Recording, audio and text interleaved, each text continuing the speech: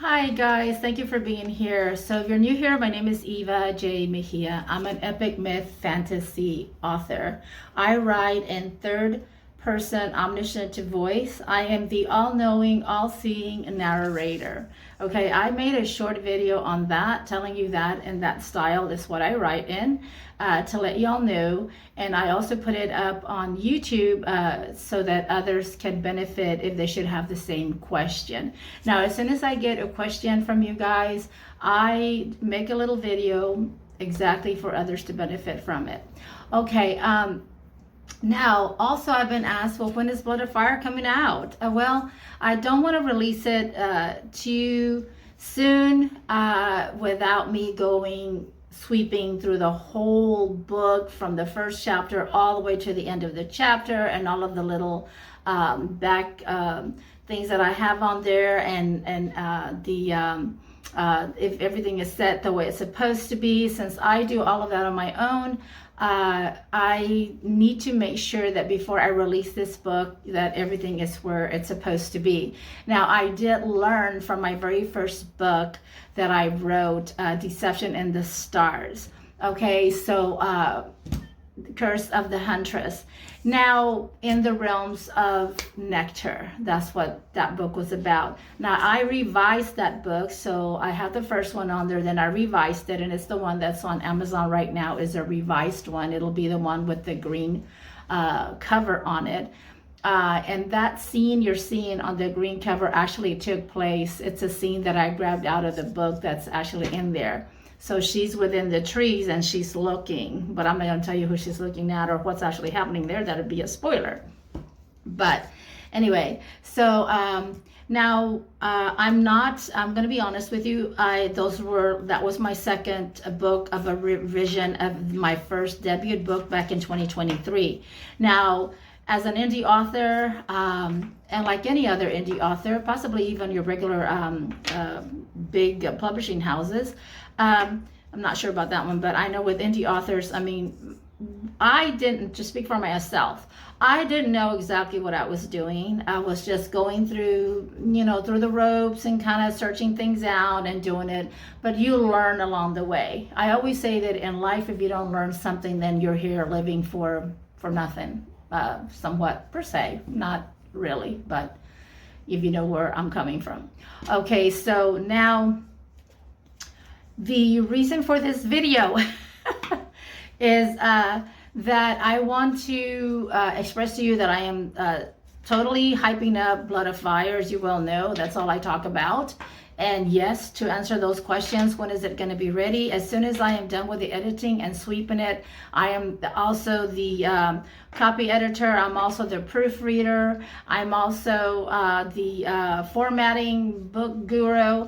The whole thing is what I did on my own. The book cover I did on my own, and I have such a hard time trying to decide on which book cover, because I'll make like 2 or 3 copies and I'll look at them and I'll try them out for a while, and that's why it takes so long, because I have to give myself a day or two to pull away from each book cover that I make, let it stand there for a while, let me look at it for a while when I go back into it to keep proofreading my manuscript. And so that is what's taking a while, and so I want to make sure that before I get it out there that it's going to be exactly how I'd like, because learning from the first book and then the revision one, now I know a lot more things than what I used to know back then, and so now I'm actually kind of paying attention to those things, and I'm learning along the lines, like they say, oh, I can read between the lines now, per se. Yeah, that's a hard one, right? I mean, how do you read between the lines? I mean, and that's another video for me to try to understand my logic behind that one, but I hope you get the gist of what I'm trying to say. Okay, so yeah, so I was thinking today, and I thought, okay, so I'm still editing book 1, Blood of Fire. And then I said, well, I'm doing good on that one. I'm proofreading it. I'm very happy in the way I'm proofreading it. It's coming out very well, very good.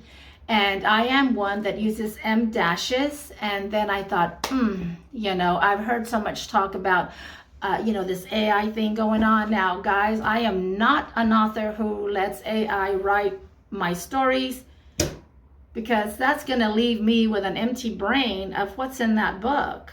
I mean, totally, so I'm not endorsing anything that I have no idea what's in there. And if I'm going to write AI and just take it for granted and say, oh, well, it's the smartest thing, and so, let's just leave it like that. I don't have to copy edit. I don't have to proofread. I don't have to look at it. I don't have to reread it, because it should be perfect. No, that's not true. AI does make mistakes, and it also tells you all the time, so you have to double check your work. And I am not about to be putting extra work on me.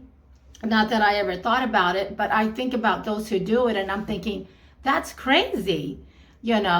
I mean, everybody's going to know right away that it is AI created, because you're not proofreading it. And if I'm going to be, not that I ever would or ever will or ever have, and I never will, is do that and let AI write a book for me. Are you kidding me? Then I have to look through it and proofread it anyway?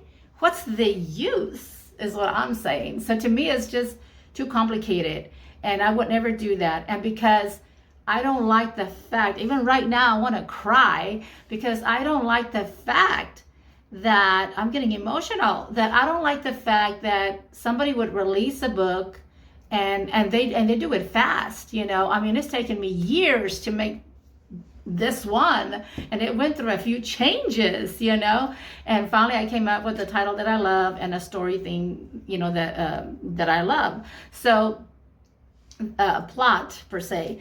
But the thing is that no, but because I want to go back a little bit. So because I've heard of this, and I've heard, you can know if it's AI if they use M dashes.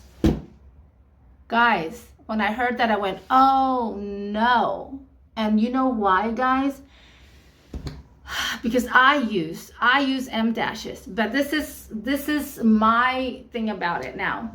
I only use M dashes when it comes to dialogue, when it comes to my characters talking back and forth. That's the only time I'll use M dashes, when so-and-so is just talking, but then so-and-so kind of interrupts and like, no, but look at it this way. Oh my goodness, excuse me. So that is where I would use them. An interruption, a sudden yell, or something happened, or and only in dialogue. Okay, I don't know how AI does it, or where it uses it, or where it doesn't use it, but I'm telling you my style, that if I do, not if, I use M dashes to explain to readers when they're reading exactly what I just told you. It's in dialogue only, and it's in a sudden interruption or a sudden type of stop or something that happened. And now I will not use M dashes is in my narrator voice. I will not use M dashes there. What's the point of me putting myself in the story when I'm trying so hard an omniscient voice to separate myself from the characters? I don't want to become the character and confuse the reader. I don't want to become the character in the story. I hope you understand what I'm saying here. So if you will see M dashes in my stories, but they are in dialogue, not as a narrator voice. So I hope I've explained that and you guys understand that as far as that goes. But when I heard about that, I thought, oh my goodness.